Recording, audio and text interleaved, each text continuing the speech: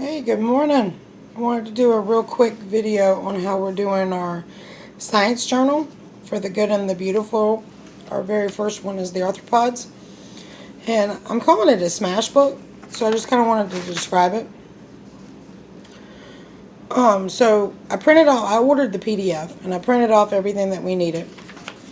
And you'll see that she asked for a science journal in a 1-inch ring binder. So we're doing that, but we're just taking it to a different level. The science wall words, we are not hanging them up because we'll lose them. So I want to show you what we're doing with them. So we printed off everything so far. And this is the beginning of my 11-year-old's. She is doing hers completely on her own. So we took our vocabulary words and we just glued them in our science journal. This was for the first 2 units. Angel, that one's already got a hole. And then what we did was we did our invertebrates.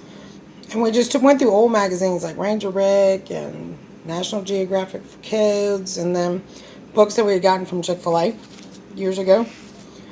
And they've just been sitting around the house. We just started cutting out pictures and examples of them.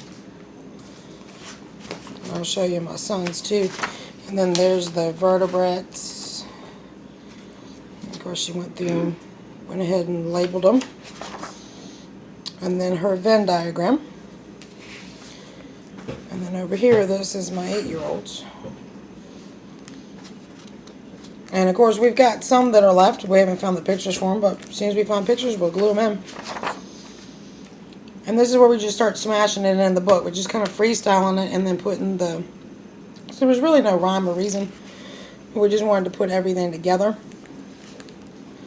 Make it fun. See, we don't have these two yet, but we'll get them.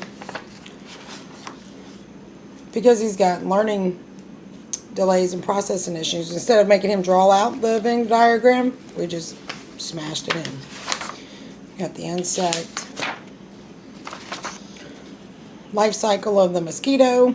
These are the little mini books that Jenny had in there, curriculum. We accidentally cut them. So we just put washi tape and then glued them down. And then I just put washi tape on top of it to keep it from curling and getting torn. Fireflies. These were the pictures that were actually in the unit. And then this is the beginning of the bees. It's a 2-part series. So we just, for my sons, I went ahead and put the recipe for the candy. And then which bees we're going to learn about. Got the paper wasp down there. And then these right here was the information I was supposed to read to them in their study. So things that we found interesting, we just smashed them into the book so that we have them for later. And then there's his vocabulary. And then, for example, here's part 1. So the information, there's 3 types of bees in a colony. There's the definition for a hive. The worker bee is the female, and we just kind of put it over the picture. For the queen bee, it's just a rough arrow point pointing right at her. Information about the size of the bee's brain.